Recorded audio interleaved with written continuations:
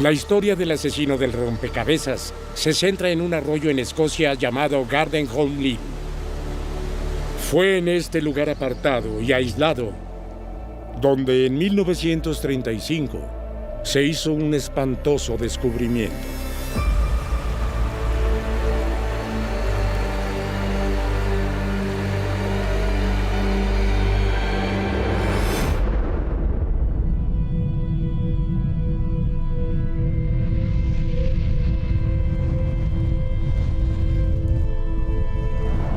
Pero la historia comienza en Lancaster, la capital del condado de Lancashire, situada en el noreste de Inglaterra. Lancaster. Tiene una larga y rica historia que se remonta a la época romana. Pero en la era moderna, el comercio textil, que era su principal fuente de ingresos en la década de 1930, había entrado en declive. Sin embargo, el pueblo todavía estaba poblado por una fuerte comunidad de clase trabajadora. Fue aquí donde el médico nacido en la India, Bob Roxton, instaló su consultorio médico en su hogar en el número 2 de Dalton Square. Era joven, inteligente y muy querido por la gente del pueblo. Los médicos generales eran pilares de la comunidad local antes de los días del Servicio Nacional de Salud. Los médicos cobraban por sus servicios y por los medicamentos que daban. Y según los informes, él era muy considerado, porque cuando la gente no podía pagar al médico, él no cobraba. Lancaster, con una fuerte comunidad de clase trabajadora, es lo que buscaba Roxton. Los pacientes de clase trabajadora van a estar agradecidos por un médico y no van a decir que sí, pero no eres un británico blanco, no te queremos.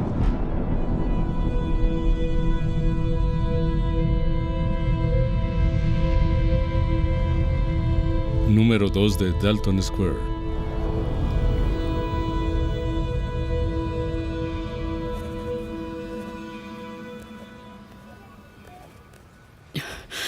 Lamento seguir molestándolo, doctor. Está muy bien. Herbert insistió. Siempre feliz de verla, señora Hampshire.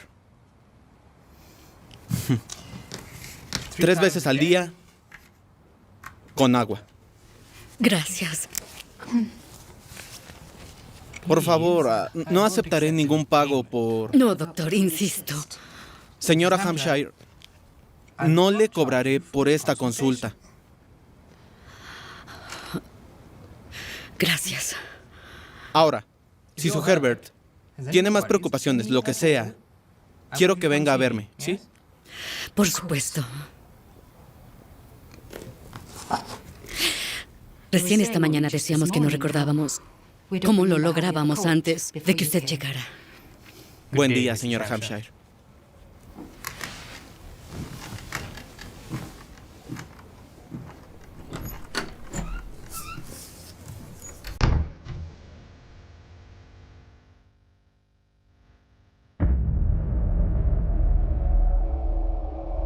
Roxton era un hombre de familia que vivía con su esposa Isabella y sus 3 hijos, junto con su criada Mary Jane Rogerson.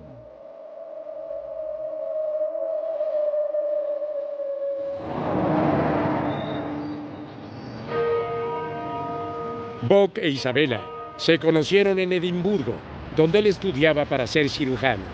Edimburgo en ese momento era reconocida por su excelencia en medicina. También fue líder mundial en investigación forense. Se dice que conoció a Isabella cuando ella trabajaba en un café en Edimburgo. Él parece haberse sentido instantáneamente atraído por ella. Y sospecho que ella también se sintió atraída por él. Los dos entablaron una relación y finalmente Isabella se convirtió en la esposa de Bob Roxton. Se establecieron como el doctor y la señora Bob Roxton durante al menos varios meses antes de que lograran juntar el dinero para comprar la casa. Con el consultorio en el 2 de Dalton Square, Lancaster.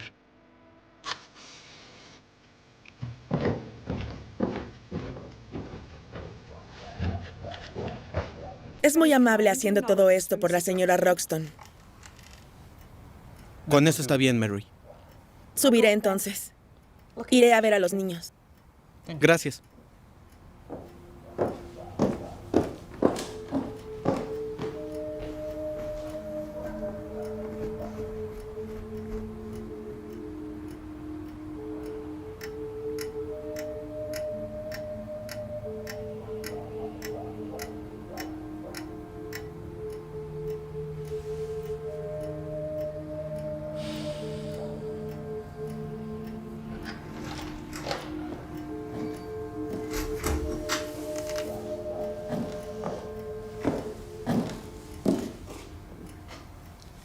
Pensé que estarías dormido. Hice la cena. Hay pan con mantequilla y pastel. Ya comí, amor. Zarzamoras guisadas. Es tarde. Ya sé que es tarde.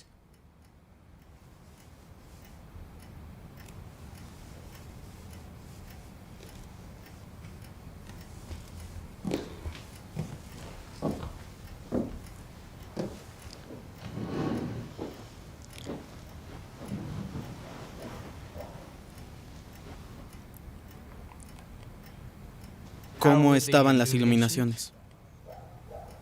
Hacía un poco de frío. Entonces Jenny quería hablar. Ya sabes cómo es ella. No quise que se hiciera tan tarde. Apenas te he visto esta semana. Ya estoy en casa.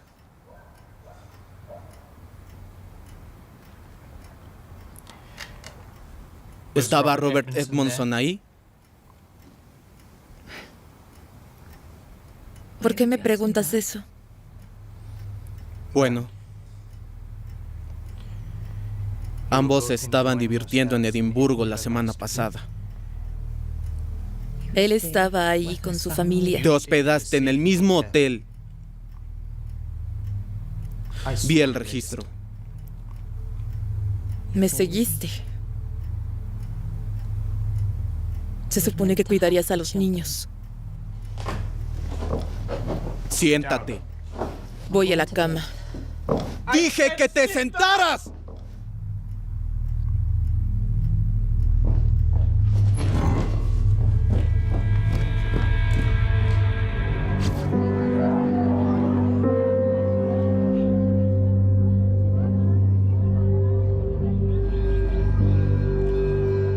Buck Roston nació como Bokhitar Hakim en Mumbai, entonces conocida como Bombay, en 1899.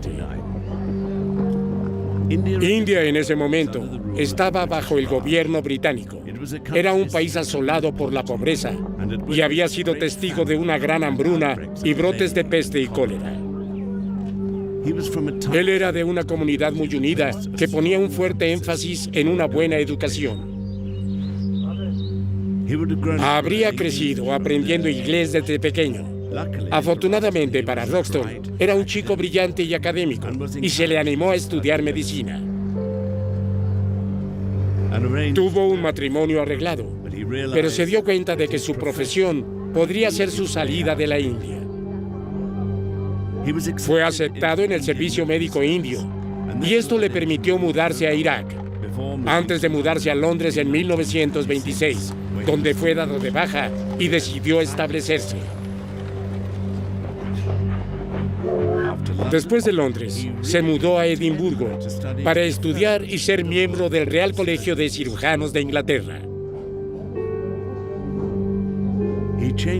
Cambió su nombre a Buck Hakim y finalmente a Buck Roxton.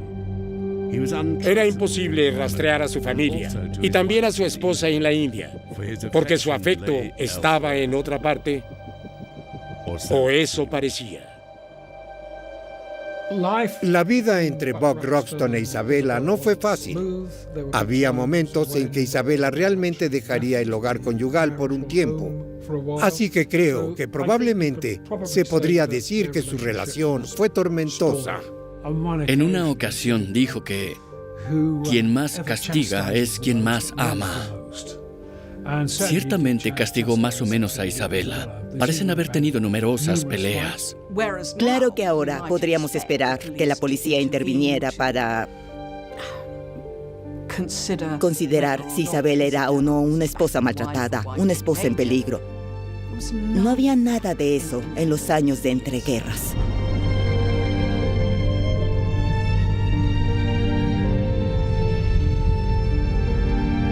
Número 2 de Dalton Square.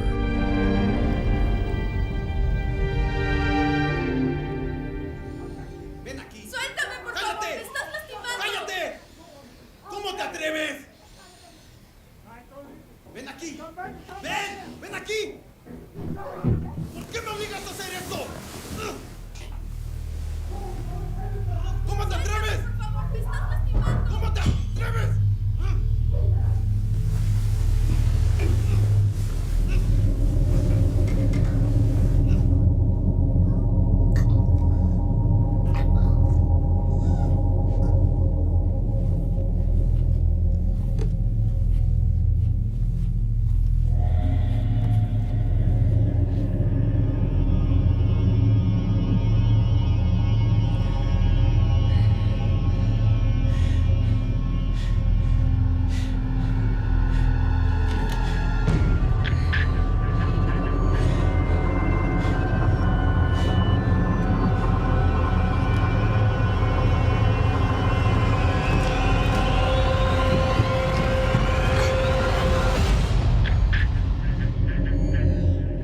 Con sus hijos dormidos, a solo unos metros de distancia, Roxton había golpeado, apuñalado y estrangulado a Isabella.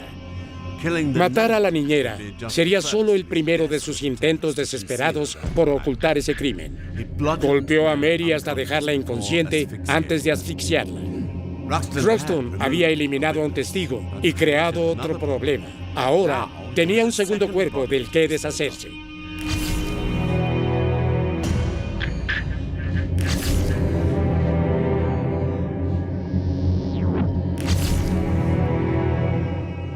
El doctor le sacó dientes para confundir los registros dentales.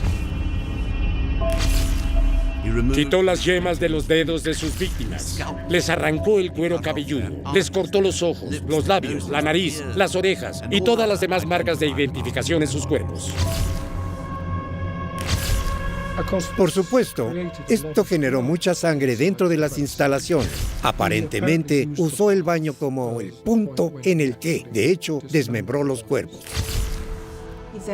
Luego, trató las partes del cuerpo como trozos de carne. Los trató como un carnicero en esa etapa lo habría hecho. Y los enrolló en papel periódico. Luego terminó con algo así como 70 paquetes o artículos diferentes. Debemos recordar que este era el hombre que se había sentido suficientemente equipado como cirujano, por lo que claramente tenía habilidades con un cuchillo. Estaba furioso cuando mató. Fue frío, metódico y cuidadoso cuando descuartizó esos cuerpos.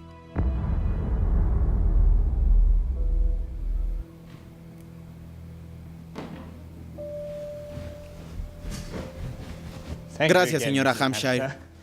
Haré que vengan los decoradores mañana. Como ve, los necesitamos. ¿La señora Roxton está en casa? No. En Blackpool todavía, con sus hermanas. Llevaba esto cuando me corté la mano. Creo que mi memoria está bastante estropeada, pero pienso que su Herbert y yo somos muy similares. Oh, no, doctor Roxton, eso es demasiado. Insisto.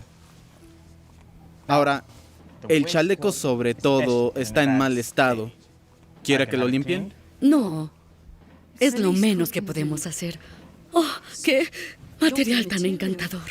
Ahora, ¿está segura de que se las arreglará con todo esto? Mary está de vacaciones. Oh, por supuesto. Ella trabaja muy duro. Es una buena chica. Tenía planeado hacerlo yo mismo, por supuesto, pero bueno, abriendo una lata de fruta. Debe tener más cuidado, doctor. Ahora, solo lléveme hacia el agua caliente y me pondré a trabajar. Las escaleras estaban sucias. Las alfombras empapadas en el patio. La señora Hampshire encontró alfombras, toallas y una camisa. Todo empapado en sangre. Se había intentado quemarlos. La señora Hampshire barría y fregaba. No pudo limpiar las alfombras. No pudo quitar la mancha amarilla sucia que rodeaba el baño. Pero no sospechó que fuera un crimen. No creo que pueda culpar a la señora Hampshire, que no estaba familiarizada con la casa, por no darse cuenta de que estaba ayudando a limpiar la escena del crimen. No pensarías en ello. Este era su médico. Los médicos no hacen cosas así. Debido a que ella no es su limpiadora habitual, no sabrá lo que está mal en la casa. O cosas como que el baño está descolorido. Ella no es algo que ella sepa. Doctor, ya debo irme. Doctor.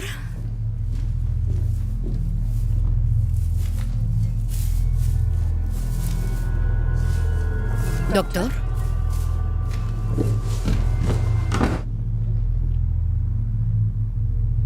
Me tengo que ir. Está bien, señora Hampshire. Gracias.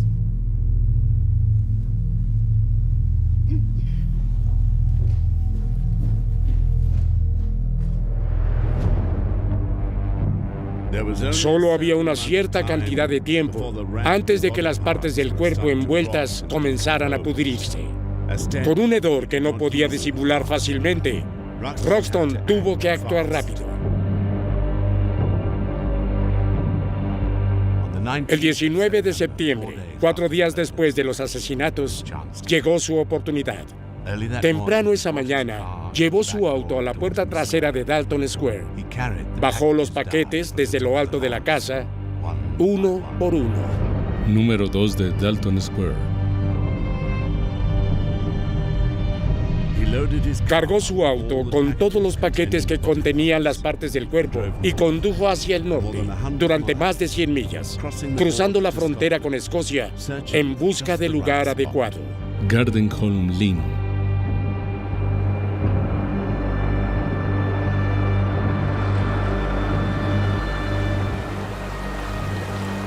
Llegó a un puente, en un lugar llamado Gardenholm Lane.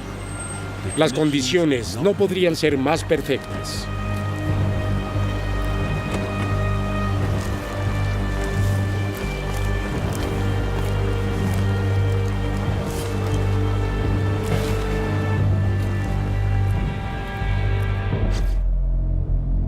Los días que siguieron a los asesinatos de Isabella y Mary Jane, Buck Roston mantuvo una apariencia de normalidad.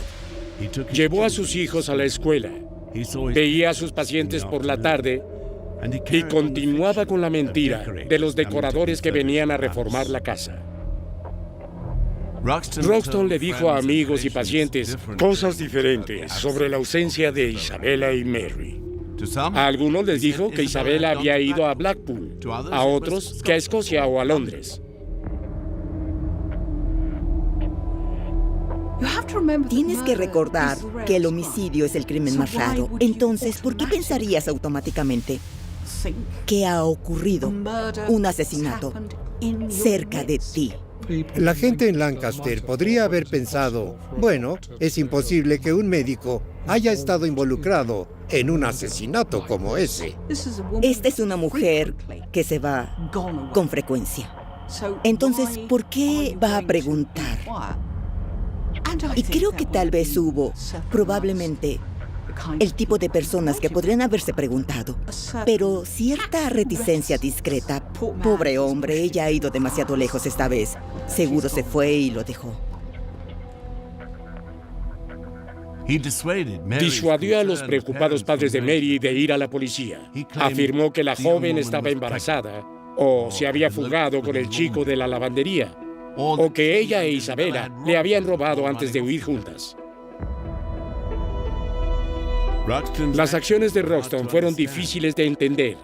Aparentemente, actuando sin pensar, fue él mismo a la policía y explicó que su esposa y su sirvienta habían desaparecido. Siguió molestando al jefe de policía de Lancaster sobre lo que estaba pasando, preguntándole si las habían encontrado, y se presentó como la víctima, un hombre que había sido dejado por su esposa. Estaba entre la histeria y las fantasías salvajes. Quiero decir, emocionalmente estaba completamente fuera de control.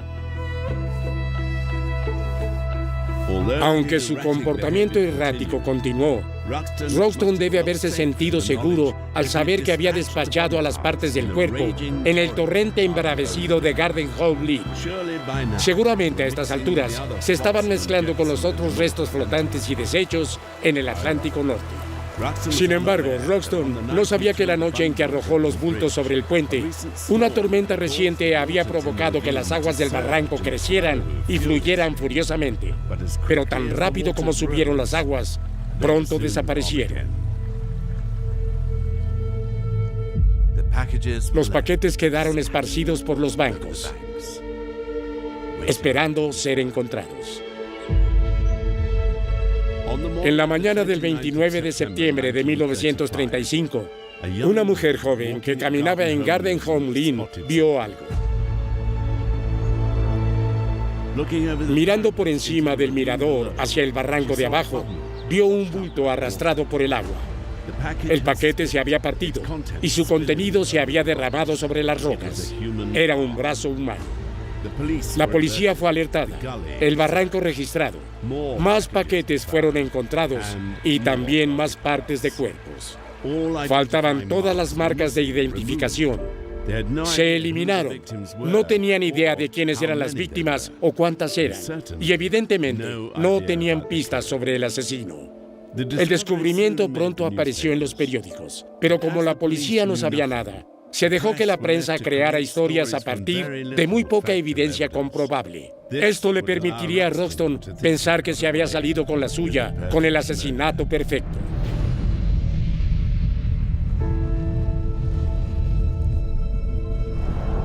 Número 2 de Dalton Square.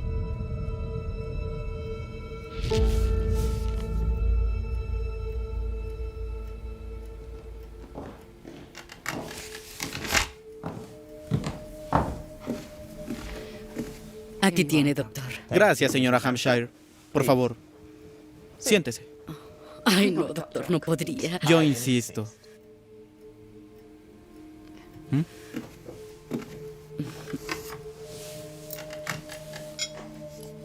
Huele delicioso.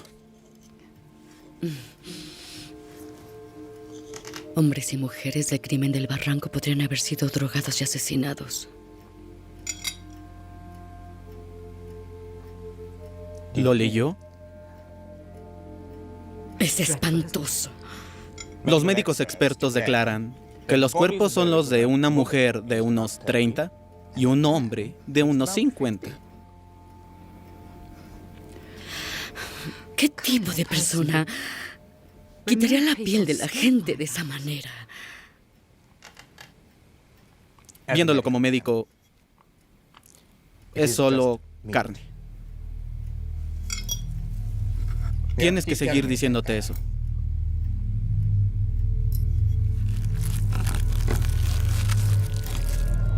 En realidad no es una persona.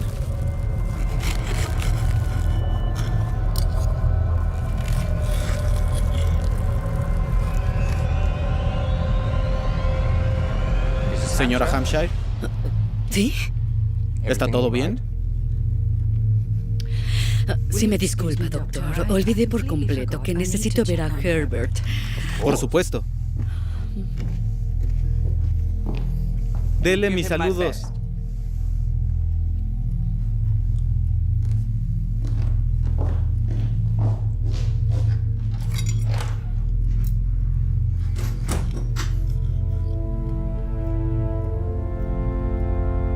La confianza de Roxton estaba fuera de lugar.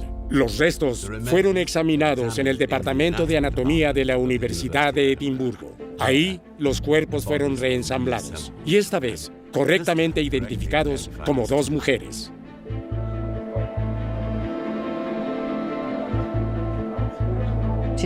Hoy, el ADN nos da la respuesta, que claramente no existía en la década de 1930. De hecho, incluso identificar la sangre como humana era difícil. A lo que se enfrentaban los científicos forenses era literalmente un rompecabezas. No sabían quiénes eran. Sí sabían que era una mujer de unos 40 años. La otra era una mujer en su adolescencia o principios de los 20. Otra cosa de la que dieron cuenta el patólogo y el experto médico fue que no habían sido cortados con una hacha o una sierra. Cada parte había sido desarticulada y eso no hubiera sido posible a menos que alguien hubiera tenido conocimientos médicos.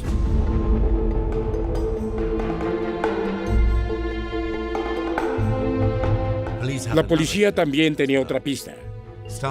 Metido en un paquete había una edición del periódico Sunday Graphic de 2 semanas antes. Fue una edición especial, vendida en una sola parte del país, las ciudades y pueblos de los alrededores de Lancaster.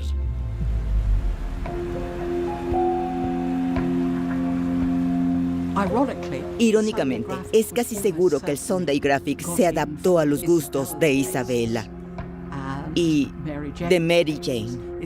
No era el tipo de publicación que Buck Roxton leyera. El título lo dice todo, Sunday Graphic. Scotland Yard fue a la sede de Sunday Graphic y habló con el gerente de circulación y dijo que la llamaron edición de deslizable que involucraba a Morecambe y Carnival. Había 3.700 ejemplares impresos. Ahora bien, Sunday Graphic tampoco era uno de los principales títulos nacionales. Así que fue bastante fácil encontrar a los suscriptores y seguir el rastro. Y se distribuyó a 19 kioscos.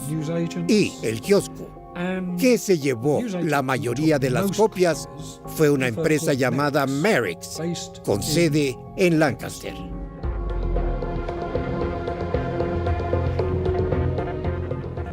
Fue ahí donde la policía centró su investigación y pronto se enteraron de las desapariciones de Isabella Roxton y la niñera, ya que los padres de Mary finalmente habían denunciado a su hija desaparecida.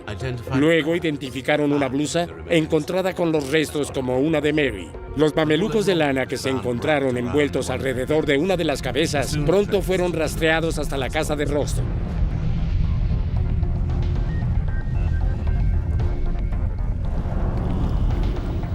Número 73 de Bulk Road.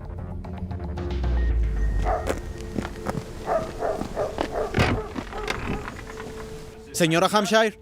Señora Hampshire. Doctor Roxton. El traje, señora Hampshire. ¿Y mi traje? ¿Aún lo tiene? Está arriba. ¿Y qué ha hecho con él? Bueno, tenía razón. ¿Qué ha hecho con él? Lo he limpiado. Aún lo tiene. Hagamos algo con él. ¿Qué quiere decir? Haga algo, deshágase de él. Quémelo. Quémelo. ¿Quemarlo? Debe quemarlo, ¿sí? Señora Hampshire, debe quemarlo. Prométame que lo quemará, ¿sí? Está bien. Está bien, doctor. Bien, bien, bien. No es digno, ¿me entiende? Me doy cuenta de que no es digno que un hombre use el traje de otro hombre. La policía me está preguntando por Mary Rogerson. Y usted estará a mi lado, ¿verdad, señora Hampshire? Siempre fue mi paciente favorita. ¿Se lo había dicho? Siempre. Mi favorita. No irá a la policía. No. Claro que no, doctor. Es mi única amiga. Queme el traje.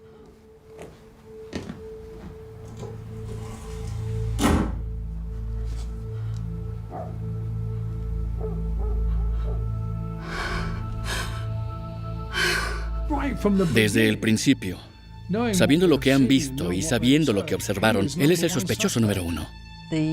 El caso, en mi opinión, es un gran ejemplo del trabajo realmente minucioso y detallado de los expertos, pero también de los demás profesionales involucrados en la investigación. Era ampliamente conocido que la señora Roxton había desaparecido, al igual que Mary Jane Rogerson. De repente la desaparición se vuelve extremadamente siniestra. Buck Roston se dio cuenta de que su arresto sería inevitable e hizo todo lo posible para protestar por su inocencia. La policía estaba reuniendo más y más pruebas, todas las cuales apuntaban a Roxton. El sábado 12 de octubre de 1935 fue su último día de libertad.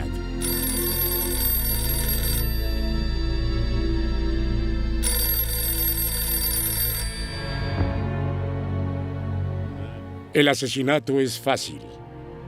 Es el cuerpo el problema. Este fue el problema al que se enfrentó Buck Roxton. Los pequeños errores que cometió fueron suficientes para que toda su historia comenzara a desmoronarse. Pero los asesinos nunca aprenderán. 14 años después de la muerte de Isabella y Mary Jane, un asesino diferente estaba despedazando otro cuerpo, que luego se enfrentó al mismo problema que Roxton. Warren Street, en el centro de Londres, era el lugar del comercio de autos usados. En la ciudad era un negocio despiadado, y cualquier persona no iniciada en el comercio del motor podría encontrarse conduciendo un vehículo que tal vez no lo llevaría más allá de los suburbios. En 1949, uno de los traficantes que operaba ahí desapareció. Su nombre era Stan el Vividor Sethi.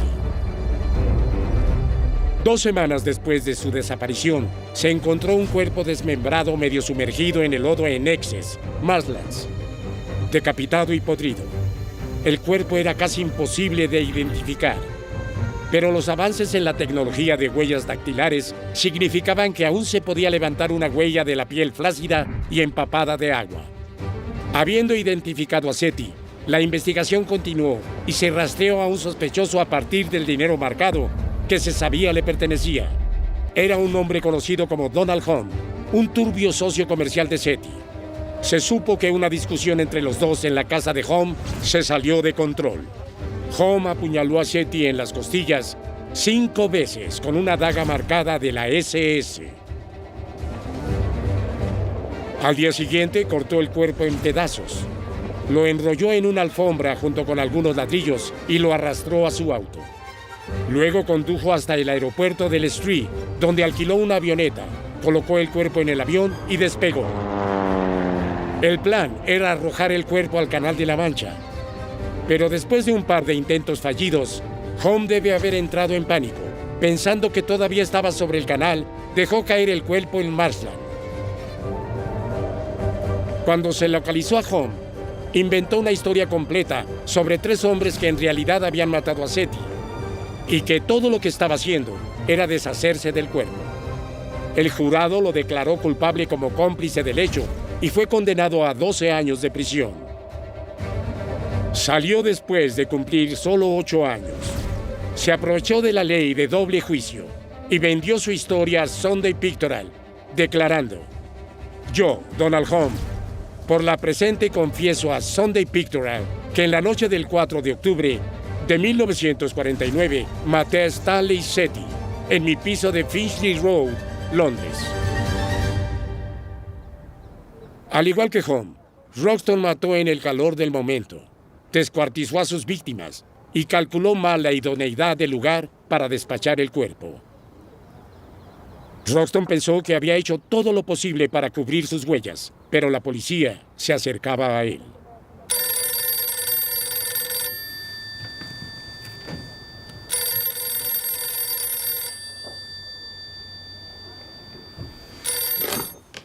Doctor Roxton. Buenas tardes, doctor. Soy el capitán Van. Sí, capitán. Sí, por supuesto. Solo estaba tratando con un paciente. Lo siento. ¿Cómo está? ¿Ha habido novedades? No. Bueno, esperaba que pudiera ayudarnos más. ¿Puede venir? ¿A la comisaría? Esta tarde. Tengo algunas citas en realidad. Varias. ¿Entonces esta noche? Trabajo hasta muy tarde. Nosotros también. ¿9:30? ¿A las 9:30? Sí, eso estará bien. Le enviaré un auto.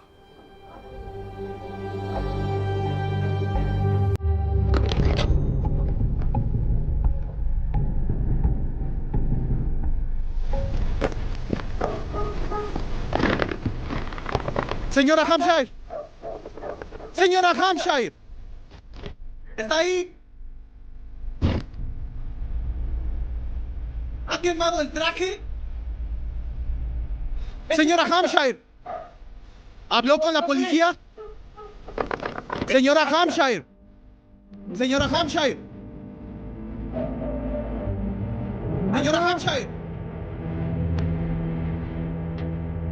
Señora Hampshire. Y después de horas de interrogatorio, Roxton fue arrestado temprano a la mañana siguiente. Fue acusado inicialmente del asesinato de la niñera Mary Rogerson. Él lo negó. Roxton estuvo en prisión preventiva mientras continuaban las investigaciones policiales. Se registró Dalton Square. Se incautaron pruebas. El 5 de noviembre, el médico también fue acusado del asesinato de Isabella. Para asegurar una condena, tenía que demostrar sin lugar a dudas que los cuerpos encontrados en Escocia eran los de Isabella y Mary. Era la ciencia forense la que haría o desharía el caso.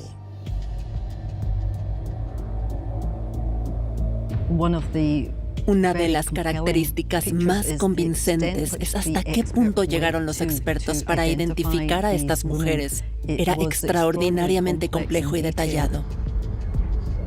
De los pies se hacen moldes de gelatina. Estos moldes muestran que en realidad se ajustan a los zapatos de Isabella Roxton y de Mary Rogerson.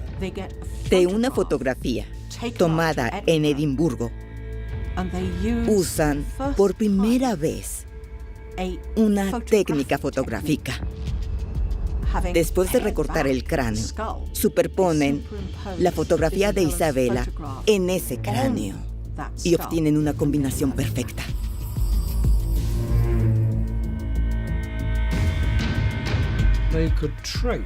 Pudieron rastrear el perfil de los huesos del cráneo, que coincidía completamente con los rasgos faciales que se le tomaron en la vida real. No solo usaron el reconocimiento fotográfico, usaron evidencia de gusanos e insectos, porque pueden usar eso para calcular cuánto tiempo han estado los cuerpos ahí. Cuando tenemos un cadáver, los insectos se posan sobre ese cuerpo en determinados periodos de tiempo. Por lo tanto, un entomólogo forense observará las muestras de todos los diferentes insectos alrededor de un cuerpo y verá en qué etapa de desarrollo se encuentran para poder establecer un intervalo de tiempo potencial entre el momento en que estos insectos aterrizaron en el cuerpo y el momento en que el cuerpo fue encontrado. Si solo hubiera sido una cosa, le habría resultado difícil convencer al jurado. Entonces, se utilizan todos estos pequeños fragmentos de análisis forense de vanguardia. Los hallazgos de los patólogos parecerían suficientemente incriminatorios, pero la policía también encontró pruebas convincentes en el 2 de Dalton Square. A pesar de los esfuerzos de Roxton, se encontraron rastros de sangre en toda su casa, en las escaleras y en el espacio donde ocurrieron los asesinatos, en el baño donde había descuartizado los cuerpos. Esta fue la abrumadora evidencia presentada al jurado cuando comenzó el juicio de Roxton en Manchester.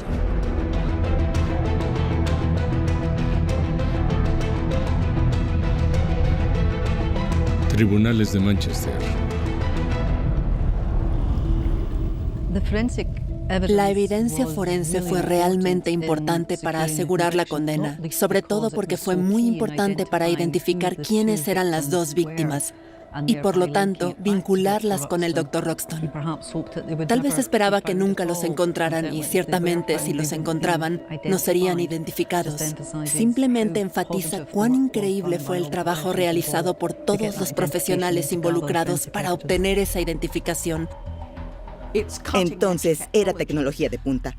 Y es algo que Buck Roxton no podría haber esperado ni anticipado. A pesar de todo el conocimiento médico que exhibió Buck Roxton, al desmembrar los cuerpos, fue llevado ante la justicia por el máximo conocimiento médico de los expertos médicos de Edimburgo. Buck Roxton siguió negando los cargos y mantuvo su inocencia durante todo el juicio. Pero con el testimonio de la señora Hampshire y la evidencia de otros testigos y expertos forenses, el caso era demasiado fuerte. Y después de 11 días de evidencia, el jurado lo encontró culpable. Roxton fue condenado a muerte y ahorcado en la prisión de Manchester el 12 de mayo de 1936. Las multitudes se reunieron esperando noticias de la muerte de Roxton, pero también hubo protestas, no contra la ejecución de Roxton en sí, sino contra la pena de muerte como forma legítima de castigo. Días después, un periódico publicó lo que afirmaba que era la confesión de Roxton, sellada en un sobre que se abriría solo en caso de su muerte. El médico escribió: maté a la señora Roxton en un ataque de cólera, porque pensé que había estado con un hombre. Estaba enojado en ese momento. Mary Rogerson estaba presente cuando pasó y tuve que matarla. Todas las pretensiones, todas las mentiras fueron eliminadas por fin. Detrás del rompecabezas forense y la sensación periodística, había una historia familiar de un abusador celoso y controlador que destruyó lo que decía